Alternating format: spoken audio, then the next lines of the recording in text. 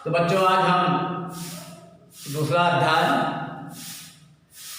तुलसी बाबा द्वारा रचित रामचरितमानस से उद्धृत धनुष भंग के अंतर्गत कुछ प्रसंगों का अध्ययन करते हैं।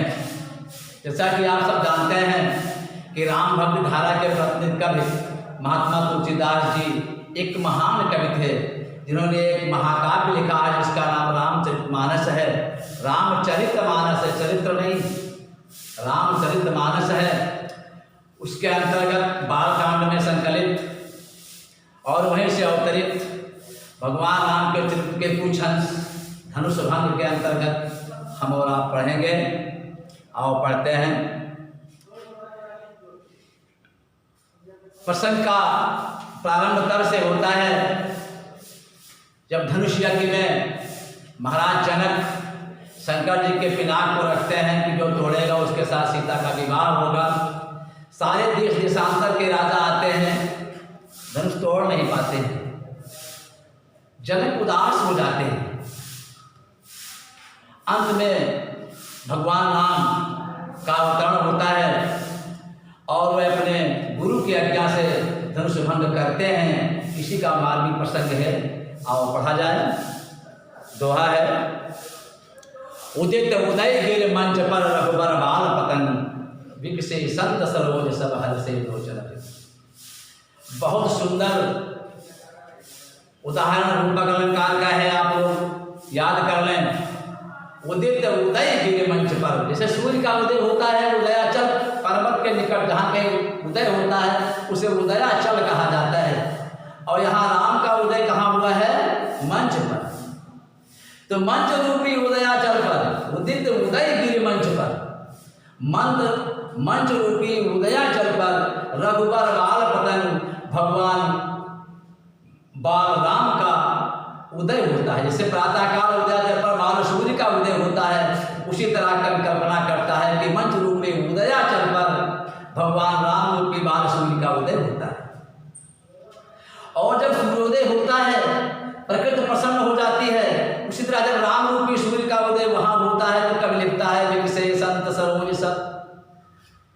तो सूर्य के उदय होने पर जलाशयों में कमल खिल जाते हैं। तो यहाँ जलाशय तो है नहीं, एक बहुत बड़ा सभागार है जहाँ तमाम प्रकार के ऋषि मुनि देवता नर किन्नर गंधर्व बैठे हुए हैं, राजा महाराजा बैठे हुए हैं। तो जब राम रूपी सूर्य का उदय होता है तो विकसे संत सरोज सब, जितने संत रूपी कमल हैं खिल जाते हैं, अर्थात संतगण प्रसन्न हो जाते हैं।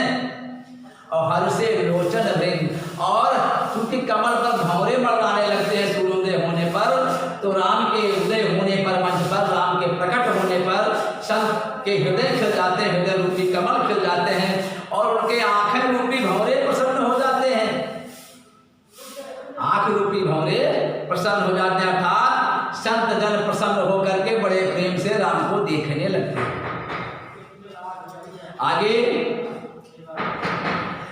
लिपन केर आशा निशनाशी बचन नखत अवलीन प्रकाशी मानी महिप कुमुद सकचाने और कपटी भूप रूप लुकाने।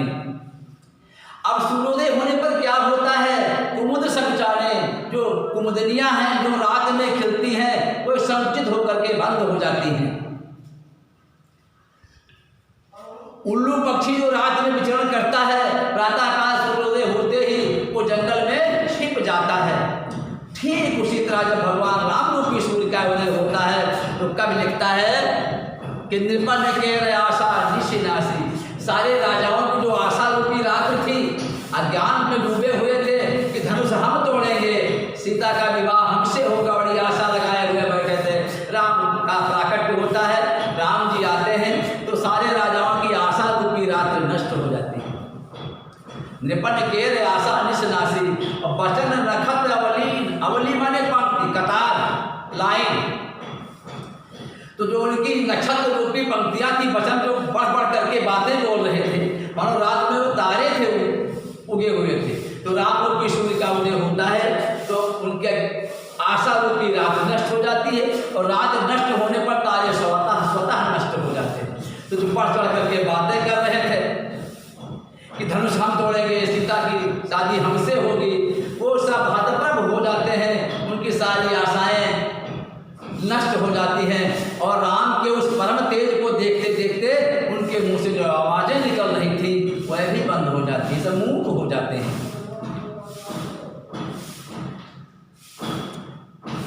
भये विशोक कोक मुनि देवा। अच्छा, तो सूर्योदय होने पर कुछ लोगों को तो दुख होता है, रात नष्ट हो जाती है, उल्लू पक्षी छुप जाता है, कुमुद संकुचित हो जाते हैं, तारे विलीन हो जाते हैं। लेकिन कुछ प्रकृति में अच्छा भी होता है, क्योंकि जैसे ही सूर्योदय होता है कमल खिल जाते हैं, चकवा पक्षी प्रसन्न हो जाता है। अब और पक्षी तो प्रसन्न होते होते हैं, चकवा विशेष प्रसन्न होता है, क्योंकि चकवा पक्षी के बारे में आप सब लोगों ने सुना होगा। पता नहीं कितने कैसे क्या उसको श्राप है कि पूरे दिन दोनों जोड़े साथ रहते हैं, सायंकाल होते ही जोड़ा उनका बिछड़ जाता है। ये प्रायः नदी अथवा जलाशय के तट पर रहते हैं। और जैसे अंधेरा होता है, रात होती है, एक तरफ चकवा हो जाता है, एक तरफ चकई हो जाती है, नर्मदा दोनों जोड़े बिछड़ जाते हैं। वो इस पार बोलता है, वो उस पार बोलता है, दोनों एक दूसरे से मिलने के लिए उड़ पड़ते हैं, पुनः ये उस पार चला जाता है, पूरी रात बेचारे परेशान है। तो सूर्योदय होता है तो प्रसन्न हो जाते हैं, क्योंकि अपने जोड़े से मिल जाते हैं। तो भय विशोक कोक और मुनि देवा, कमल खिल जाते हैं, चकवा पक्षी प्रसन्न हो जाते हैं, और मुनि लोग, देवता लोग प्रसन्न हो जाते हैं। क्योंकि रात क्या है? अज्ञान का प्रतीक है। रात क्या है? असुरत्व का प्रतीक है। रात में आसुरी शक्तियाँ ज़्यादा असरकारक हो जाती हैं। तो प्रातः काल हो गया, सूर्योदय हो गया, राम रूप में सूर्य का उदय हो गया। जिस तरह सूर्य के उदय होने पर चकवा पक्षी और कमल खिल जाता है, चकवा प्रसन्न हो जाता है, उसी तरह ऋषि मुनि भी प्रसन्न हो गए, समस्त सज्जन लोग प्रसन्न हो गए, और इतने प्रसन्न हुए कि बरसा ही सुमन जनाम ही सेवा, सब भगवान राम पर कुछ वर्षा करते हुए अपनी कृतज्ञता व्यक्त कर रहे हैं, सेवा दिखा रहे हैं कि हम बहुत प्रसन्न हैं। जब ऐसा समय आता है, उधर दशरथ जन बेचारे बहुत उदास हैं, धनुष टूट नहीं पा रहा है, सीता कुंवारी रह जाएगी, अब क्या होगा। ऐसे समय में गुरु का इशारा पाते हैं, राम उठकर खड़े हो जाते हैं। तो जब खड़े होते पहला काम क्या है? गुर पद वंद्य सहित अनुरागा, बड़े प्यार से प्रेम से अपने गुरु के चरणों की वंदना करते हैं, क्योंकि उन्होंने इशारा किया है छोड़ो जाओ, तो बड़े प्रेम से उनकी वंदना करते हैं। और फिर मुनि ने सर आयुष मांगा, जितने बड़े बड़े ऋषि मुनि बैठे हुए हैं उनसे हाथ जोड़ करके विनती करते हैं कि हे प्रभु, मुझे धनुष तोड़ने की आज्ञा दे, उनसे आदेश प्राप्त कर दे, क्या जरूरत थी। वो दिखाना चाहते हैं कि विनम्रता महान शक्ति का परिचायक है, अगर विनम्रता नहीं है निश्चित है शक्ति नहीं। तो उन्होंने बताया, राम मुनि ने सन आयुष मांगा, और जब आदेश प्राप्त हो गया तो क्या हुआ? सहज ही चले सकल जग स्वामी, न उनके चाल में कोई बेचैनी है, न चाल में कोई उद्दंडता है, बड़े ही सहज भाव से, बड़े ही निर्लिप्त भाव से, कोई दिखावा नहीं है, कोई आकर्षण नहीं है, कोई विकर्षण नहीं है, सामान्य रूप से धनुष की तरफ चल देते हैं। कैसे? मत्त मंजु बर कुंजर गामी, जैसे मतवाला हाथी बिना कोई परवाह के अपने रास्ते पर चला जा रहा है, उसी तरह भगवान राम धनुष की तरफ चल पड़ते हैं। आगे क्या होता है? चलत राम सब पूर्ण नारी, पुलक पूरी तन भये सुखारी। और जैसे ही राम धनुष की तरफ चल पड़ते हैं तो मिथिलापुर के जितने नर नारी हैं, बाल वृद्ध हैं, जितने लोग हैं, सब अत्यंत प्रसन्न हो जाते हैं, क्योंकि सब चाहते हैं राम का सौंदर्य त्रैलोक्य विजयी है, उनके समान सुंदर कोई नहीं है।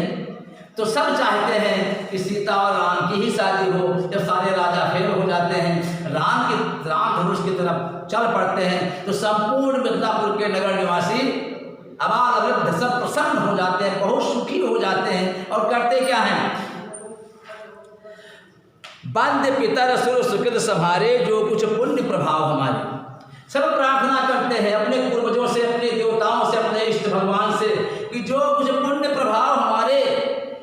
जन्म में हमने जो कुछ भी पुण्य किया हो, जो कुछ भी हमने सत्कर्म किया हो, तो वो सारा सत्कर्म राम को मिल जाए, इनकी पावर बढ़ जाए। कहते हैं कि बंद पितर सुर सुखे संभारे, जो कुछ पुण्य प्रभाव हमारे, तब शिवधन मृणाल की नाई, तू रहे राम गणेश गोसाई। हे प्रभु, अगर हमारा कोई भी पुण्य हो, संसार में रहते हमने कोई भी अच्छा काम किया हो, उसका जो कुछ भी पुण्य हो, उसका जो कुछ भी असर हो, वो सब राम को प्राप्त हो जाए। और राम इतने पावरफुल हो जाए, इतने शक्तिशाली हो जाए कि जैसे कोई कमल की डंडी जो होती है, कमल नाल, कमल फूल की नाल नहीं देखी, बड़ी कमजोर होती है, बच्चा भी तोड़ करके फेंक देता है, मृणाल उसी को कहते हैं। तो तब शिवधन मृणाल की नाई, तो हे भगवान, तो ये शिव धनुष भगवान राम कैसे तोड़ दें, जैसे कोई व्यक्ति कमल की नाल तोड़ करके फेंक देता है, बड़े सहज भाव से, बड़े ही, कोई ताकत नहीं लगती है।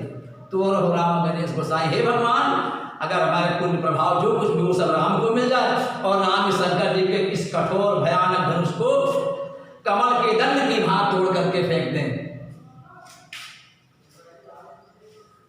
तो इस तरह से मिथिलापुर वासियों के मन में भाव उठते हैं। कवि आगे क्या लिखता है, जब राम धनुष की तरफ चलते हैं तो सीता जी की माँ देखती है कि एक सुकुमार बालक, बड़े बड़े भयानक भयानक बलवान बलवान राजा आए, इसको तोड़ नहीं सके, एक सुकुमार बालक जा रहा है इसको तोड़ने के लिए, इसका क्या होगा, दुखी हो जाती हैं। तो उनके अंदर ही भाव लगता है। तो लिखता है कभी कि राम ही प्रेम समेत लख सखिन समीप बुलाए, सीता मात सने है बस वचन कहा बिन खाए। बड़े दुखी हो जाती हैं, राम को देखते तो बड़े प्यार से, क्योंकि वो अत्यंत दर्शनीय है, सुदर्शन व्यक्तित्व, सभी लोग उनको प्यार से देखते हैं। तो सीता जी की माँ भी प्यार से देखती हैं। और देखने के बाद में सारी अपनी सहेलियों को अपने पास बुला लेती हैं, सखिन समीप बोला, सीता माँ प्रेम बस वचन कहा बिन खाए। और सीता जी की माँ क्या करती है, राम को देखती है, धनुष को देखती है, जब सखियों को बुलाती है कि इधर आओ, अत्यंत दुखी हो जाती है, बिलखने लगती है, रोने लगती है। क्या कहती हैं उस रोते हुए, कि सखी सब कौतुक देखन हारे, जो कहावत देखो हमारे, कि हे सखी सुनो, जितने समाज वाले जुटे हैं ना, सब तमाशा देखने वाले हैं, कौतुक देखना, तमाशा ही, जो हमारे हित बने हुए हैं ये भी तमाशे देख रहे हैं, क्योंकि ये छोटा सा बालक, इतना सुकुमार बालक, कोमल वय वाला बालक धनुष तोड़ने जा रहा है। कहती क्या है, कौ न बुझाए कहा गुरबाही, कि ये बालक अशिहट बन नहीं। जा करके मुझसे कोई ये क्यों नहीं कहता कि इस बच्चे को कहाँ भेजने दे रहे हो, जिस धनुष को रावण बाणा खुद जैसे महान महारथी, महान बलवान, जो पृथ्वी को भी उठा लेने की क्षमता रखते थे, वे बेचारे हार करके चले गए, तो इसको कहाँ भेजे दे रहे हो। जबकि कोई गुरु से बता कि ऐसा अनर्थ ना करें, कहीं से कुछ हो गया तो क्या होगा। कि धनुष कितना कठोर है, धनुष इतना विशाल है। आगे कहने की रावण बाण छुआ नहीं जाता, हारे सकल वीर कर दाता। रावण और बाणासुर जैसे महारथी महाबलवान आए, छुए नहीं के, दूरी से देख करके लौट गए, छुआ नहीं जाता, छुए ही नहीं, धनुष को बगैर छुए ही लौट गए। हारे सकल वीर के दाता, बड़े घमंड के साथ देश देशांतर के बड़े बड़े वीर बलवान योद्धा आए और सब परास्त हो गए, धनुष को उठा नहीं पाए। सो धन राज कुंवर कर दे, अरे बाल मराल की मंदिर ले, इतना भयानक पिनाक धनुष, इतना वजन, इतना विशाल, और छोटे से राजकुमार को उठाने के लिए कह रहे हैं। कहते हैं, सखी से कहती है सीता जी की माँ कि बाल मराल की मंदिर ले ही, कहती कहीं मराल माने हंस, कहीं हंस का छोटा बच्चा मंदराचल पर्वत को उठा पाएगा, नहीं उठा पाएगा ना। तो भगवान राम को हंस के बच्चे की उपमा दे रही है, धनुष को मंदराचल की उपमा दे रही है। वास्तव में सही भी है, भगवान राम देखने में अत्यंत कोमल है, सुकुमार है, बलवान भी नहीं लगते हैं। तो इसलिए सीता जी की माँ को दुख हो रहा है, कितने सुकुमार बालक को भेजे दे रहे हैं, इसको कुछ हो ना जाए। और भूप शयानम सकल सिरानी, सखी विधि गति कछु जात न जानी। राजा देखो चुपचाप बैठे हुए हैं, जनक जी ये भी कुछ नहीं बोल रहे। शयानम सकल सिरानी, विकास सब नष्ट हो गया, भूप शयानक सकल सिरानी खत्म हो गया। इनके जो बुद्धि थी, इनका जो सोचने की क्षमता थी वो खत्म हो गई है। अब वो रो रही है सीता जी की माँ कि सखी विधि गति कछु जात न जानी, ईश्वर क्या करने वाला है कुछ पता नहीं लग रहा, दुखी हो रही है। तो जब इतने दुखी हो रही है सीता जी की माँ, तो जो उनकी सहेलियाँ थी उसमें कुछ बुद्धिमान थी, कुछ चतुर थी, वो उदाहरण दे करके इनको समझा रही हैं। बोली चतुर सखी मृदुबानी तेजवंत लघुगणे नारायण के रानी सुनो, पागल मत बनो। जो तेजस्वी महापुरुष होते हैं उनकी अवस्था नहीं देखी जाती है। तेजवंत लघुगणे नारायण, जो तेजस्वी महापुरुष होते हैं उनकी उम्र, उनकी अवस्था, उनका शरीर नहीं देखा जाता है। उदाहरण देते हैं कि कहाँ कुंभज कहाँ से अपारा और सुवख्य और सुजस सकल संसारा, कहाँ छोटे से अगस्त मुनि, कुंभज अगस्त मुनि, कुंभज जो जस्टूर पे भी है ना अगस्त मुनि, तो कुंभ में रख करके बनाए गए थे। तो कहाँ कुंभज ऋषि, कहाँ अपार महासागर, कहा जाता है पी गए थे। तो एक साधारण मनुष्य क्या महासागर पी सकता है, लेकिन कहा जाता है वो पी गए थे, उनका ये सारे संसार में फैल गया। इतने वो छोटे थे, इतना भयानक महासागर पी गए थे, तो हो सकता है राम धनुष भी तोड़ लो, इसके लिए दुखी होने की जरूरत नहीं है। क्योंकि रवि मंडल देखत लघु लागा और ये जास त्रिभुवन तन भागा। रवि मंडल सूर्य का गोला देखने में कितना छोटा प्रतीत होता है, लेकिन उसके उदय होते ही सारे संसार का अंधकार नष्ट हो जाता है, कहीं कोने में भी अंधकार नहीं रह जाता है। तो उसी तरह राम दिखने में छोटे हो सकते हैं, हो सकता है इनके अंदर वो क्षमता हो, इसलिए दुखी होने की तुम्हें जरूरत नहीं। फिर एक उदाहरण देती है कि मंद परम लघु जासु बस विधि हरिहर सुरसर, महामत्त गजराज कहो बस कस अंकुश खर। कहती रानी सुनो, परेशान होने की जरूरत नहीं है। मंत्र परम लघु, छोटा सा मंत्र होता है,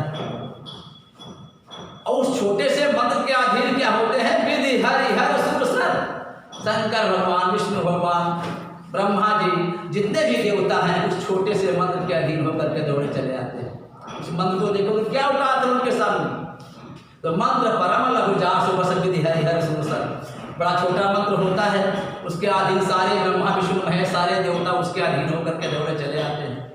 और तो और देखिए, हाथी को हाँकने वाला जो अंकुश होता है, छोटा सा टेढ़ा सा होता है, खर माने टेढ़ा, तो छोटा सा टेढ़ा सा अंकुश होता है, जितना छोटा होता है उतने मतवाले हाथी को अपने बस में कर लेता है। तो इसलिए हे रानी सोचने की जरूरत नहीं है। जो तेजवंत होते हैं, तेजस्वी महापुरुष होते हैं, उनकी आयु नहीं देखी जाती, से दुखी होने की जरूरत नहीं है।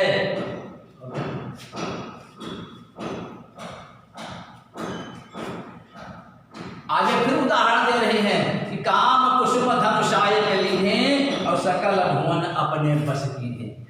काम कुसुम धनुषाय कलीने, एक देवता की परिकल्पना हमारे शास्त्रों में है जिसे कामदेव कहते हैं। कामदेव की संकल्पना है, ये मनोजन्मा देवता है, ये मनुष्य में पैदा होता है, सबके मन में पैदा होता है। कहते हैं कितना नगण्य है, इसका कोई वजूद नहीं है। कहा जाता है ये फूल के बाण मारता है, तो फूल के बाण से कामदेव पूरे संसार को अपने बस में कर सकता है।